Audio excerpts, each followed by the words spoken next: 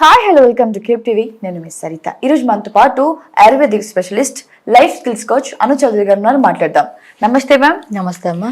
Right. So ఈరోజు hot topics మీరు already media follow అవుతారు కాబట్టి మీకు తెలిసే ఉంటుంది. పాటికి నాగ చైతన్య శోభిత ఎంగేజ్మెంట్ అయితే ఇందులో సో ట్విస్ట్స్ చాలా ఉన్నాయి. ముందుగా ఆ ఎంగేజ్మెంట్ గురించి మీ మాటలు చెప్పండి. ఓకే, నాగ చైతన్య శోభిత ఇద్దరు పెళ్లి చేసుకుంటున్నారు. సో ఎంగేజ్మెంట్ అనేది ఈ రోజు అయింది, పెళ్లి కాదు, ఎంగేజ్మెంట్. అండ్ అది కూడా ఏంటంటే కొంత డేట్ అనేది ఇస్తారు, సర్టెన్ సంథింగ్ ఈ డేట్ నా వాళ్ళకి అని ఒక 10 days 1 week అని చెప్పి.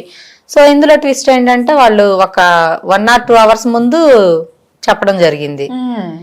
అంటే అవును, నిన్నటి వరకు కూడా ఎలాంటి సమాచారం లేదు. బట్ పొద్దునకే ఈ రోజు 9:42కి ముహూర్తం ఫిక్స్ చేసుకుని చేయడం జరిగింది. అవును, ఎస్. అంటే అందులో అది వాళ్ళ ఇష్టం. ఇప్పుడు ఫర్ ఎగ్జాంపుల్ అన్ని విషయాలు మనం పబ్లిసిటీ చేసుకోవాలని లేదు. వాళ్ళ పర్సనల్ లైఫ్ వాళ్ళ ఇష్టం, వాళ్ళు అది ఎప్పుడైనా చేసుకోవచ్చు. అసలు చేసుకోకపోయినా ఎవరికి కూడా దాన్ని పాయింట్ అవుట్ చేసే రైట్స్ కూడా లేదు. ఎస్. ఎందుకంటే లీగల్ గా చూసుకుంటే కొన్ని ఇట్లా సమంత నాగ చైతన్య మ్యారేజ్ అప్పుడు కూడా కొన్ని ఇష్యూస్ జరిగాయి. ఆఫ్టర్ డైవర్స్ ఇంకా అన్ని ఛానల్స్ వల్లని లైక్ కొంతమంది స్టేటస్లలో ఇలా పెట్టుకోవడం, కొంచెం సమంత అని కామెంట్ చేయడం, ఇలా చేయడం వల్ల అని సమంత అని భర్త వదిలేశాడని కొంతమంది నెగిటివ్ గా మాట్లాడి, కొంతమంది పాజిటివ్ గా మాట్లాడారు. సో దీనికి అమ్మాయి కోర్టు వరకు కూడా వెళ్తే నువ్వెందుకు చెయ్యాలి, మీడియాకి వస్తే ఇలానే ఉంటాయని చెప్పి వాళ్ళ కోర్టు కూడా మాట్లాడడం జరిగింది. సో ఏంటంటే అది వాళ్ళ ఇష్టం, మనం ఏదైనా పబ్లిసిటీ చేసుకోవాల్సిన అవసరం లేదు. సో నాగ చైతన్యకి చెప్పుకోవాలని లేదు, చెప్పుకోలేదు, అంతే, దట్స్ ఆల్. అది ఎస్. అయితే ఇందులో ఇంకోటి ఏంటంటే మేడం, ఇంతవరకు కూడా టుడే కూడా సమంత గారిని సోషల్ మీడియాలో నాగ చైతన్య గారు ఫాలో చేయడం జరిగింది. బట్ ఎంగేజ్మెంట్ 9:42కి అయితే బిఫోర్ ఫ్యూ అవర్స్ బిఫోర్ ఆయన అన్ఫాలో చేయడం జరిగింది. దీనిపై మీరేమంటారు? అంటే అవసరము లేదు అనుకుని అన్ఫాలో చేశారా, లేదంటే ఇంకా పాత పరిచయాలు ఎందుకు డిస్టర్బెన్స్ ఉండొద్దు అనుకుని చేసి ఉంటారా మీ మాటల్లో? దీంట్లో రెండు ఉండొచ్చమ్మా. ఎందుకంటే ఓల్డ్ మెమరీస్ గనక మళ్ళీ ఉంటే ఇప్పుడు వచ్చిన అమ్మాయితో మళ్ళీ ఇష్టం లేక మళ్ళీ గొడవలు అయ్యే ఛాన్స్ ఉండొచ్చు. లేదు అని అంటే మళ్ళీ సమంతకి ఏదైనా ప్రాబ్లం అవ్వచ్చు. తను అన్ఫాలో చేయడం సమంతకే మంచిది. ఇంకా ఎందుకు అని అంటే ఎటువంటి నెగిటివ్ కామెంట్స్ ఉండవు సమంతకి. ఆ అమ్మాయి సేఫ్ గా ఉన్నట్టు, ఆ అమ్మాయికి ఎటువంటి నెక్స్ట్ తను చేసుకోవాలన్నా కూడా సమంతకి ఎటువంటి గొడవలు లేకుండా ఉంటాయి. సో చాలా మంది ఏంటంటే ఇట్లా అన్ఫాలో చేయడం సమంతకి బాధగా ఉంటది కదా అని చెప్పి అందరూ అనుకుంటారు. ఎప్పుడైతే అన్ఫాలో చేసి పక్కకి వెళ్ళిపోయారో సో ఆ అమ్మాయికి కూడా రెస్ట్ దొరికినట్టు ఆ పర్సన్ నుండి, ఒక మాట చెప్పాలంటే. సో దీని గురించి సమంత కూడా ఏం బాధపడాల్సిన అవసరం లేదు, దీన్ని పాజిటివ్ గా తీసుకుంటది. ఎందుకంటే తను స్ట్రాంగ్, ఎందుకంటే చావు దాకా వెళ్ళి వచ్చింది సమ్ అదర్ హెల్త్ ఇష్యూస్ తో గానీ, ఫ్యామిలీ పరంగా, మ్యారేజ్ పరంగా కూడా. సో అన్నిటికీ తను చాలా స్ట్రాంగ్ అయి ఉండింది. దాని గురించి తను కూడా ఏం బాధపడదు, ఇంకా హ్యాపీగా ఫీల్ అవుతుంది.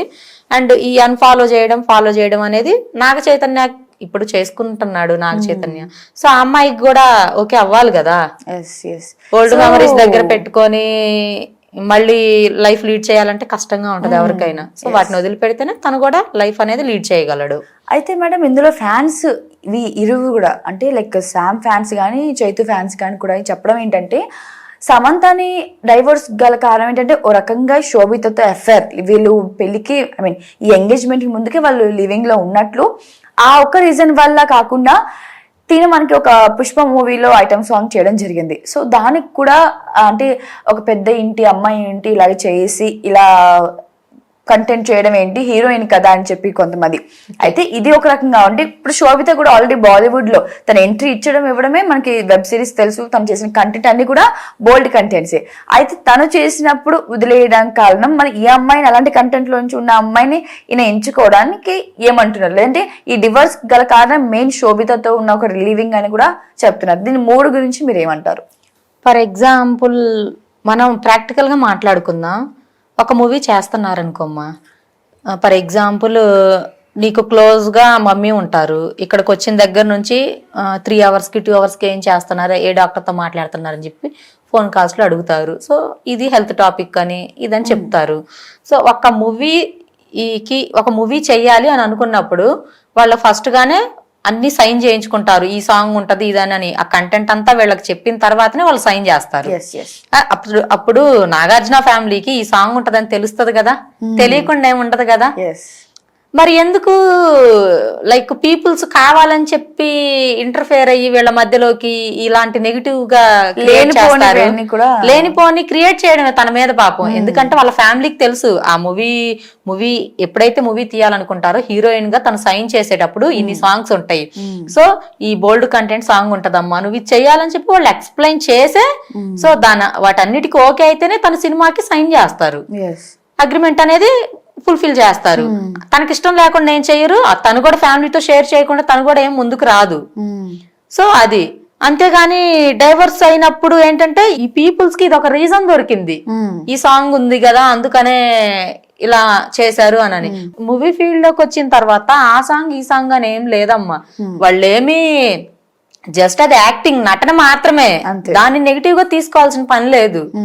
ఎందుకంటే మనం లైక్ క్యారెక్టర్ ని బట్టి మనం దేన్ని డిసైడ్ చేయాలి, ఓకేనా. ఒక్కొక్కళ్ళ జాబ్ ఒక్కో విధంగా ఉంటది, దాన్ని బట్టి ఆ పర్సన్ ని మనం క్యాలిక్యులేట్ చేయకూడదు ఎప్పుడు కూడా. అండ్ ఇదొకటి. ఇంకొకటి వచ్చేసి ఈ సాంగ్ వల్ల అయితే కాదు, వాళ్ళిద్దరికి ఏదో సంథింగ్ మిస్అండర్స్టాండింగ్ వల్ల వాళ్ళిద్దరు లీగల్ గా తీసుకున్నారు, అంతేగాని వాళ్ళిద్దరు ఏమీ కూడా ఒకళ్ళ గురించి ఒకళ్ళు ఎవరు కూడా తప్పుగా మాట్లాడుకోలేదు, లీగల్ గా తీసుకున్నారు, ఎవరి లైఫ్ వాళ్ళు చూసుకున్నారు. అందులో అసలు ఎవరు కూడా ఎవరిని పాయింట్అవుట్ చేయడానికి రైట్స్ లేవు. అండ్ ఇంకొకటి వచ్చేసి మరి తను కూడా అదే చేస్తుంది కదా అంటే అది వాళ్ళ ఇష్టం.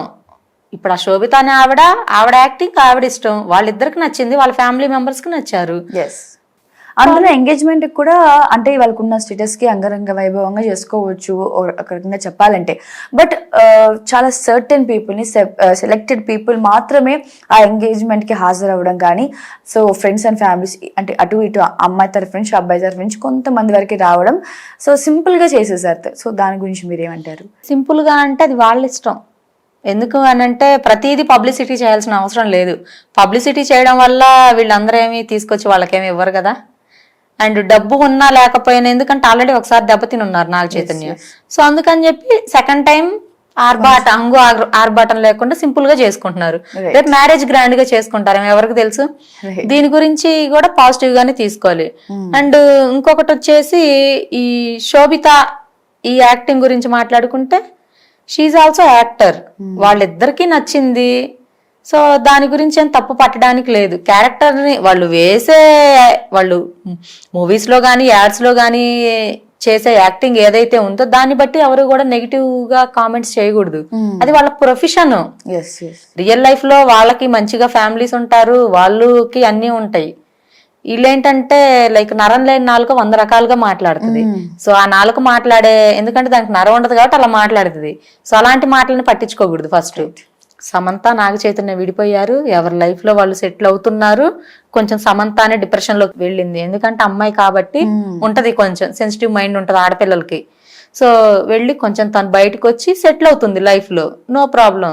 అండ్ నాగ చైతన్యకి ఏంటంటే ఫ్యామిలీ సపోర్ట్ ఉంది బాగా, అబ్బాయి కాబట్టి తను నెక్స్ట్ ఆప్షన్ వెతుక్కున్నాడు, తన అమ్మాయి కన్నా ముందుగా పెళ్లి చేసుకుంటున్నాడు. సో ఇందులో కూడా మనం తప్పు పడడానికి లేదు. ఏంటంటే ఎవరి లైఫ్ వాళ్ళది సరిత, ఎవరిని కూడా మనం క్వశ్చన్ చేయకూడదు. కాకపోతే మంచి చెడు తెలుసుకొని మనం ఏ పదాన్నైనా వాడాలి ఫస్ట్. అండ్ ఇంకొకటి వచ్చేసి సమంత విషయానికి వస్తే సమంతని అన్ఫాలో చేశారు అని చెప్పి అడిగున్నారు. అది అన్ఫాలో చేయడం సమంతకే మంచిది. ఇంకా సమంత కూడా వీటన్నిటిని మర్చిపోయి చక్కగా తన నెక్స్ట్ ఆప్షన్ వెతుక్కొని చక్కగా ఉంటే ఇంకా బాగుంటది, తన లైఫ్ కూడా బాగుంటది. Thank you madam, thank you so much. ఇప్పుడు ఆపరేషన్ లేకుండానే మోకాళ్లకు ప్లాస్మా ట్రీట్మెంట్, మీ ఆర్థోపెడిక్ సమస్యలన్నిటికీ రోబోటిక్ టెక్నాలజీ ద్వారా తక్కువ ఖర్చుతో శాశ్వత పరిష్కారం, ఫ్రీ కన్సల్టేషన్, ప్రతి ట్రీట్మెంట్ పై 20% డిస్కౌంట్. ఈ ఆఫర్ కొద్ది రోజులు మాత్రమే, త్వరపడండి. V9 hospitals 9281465842.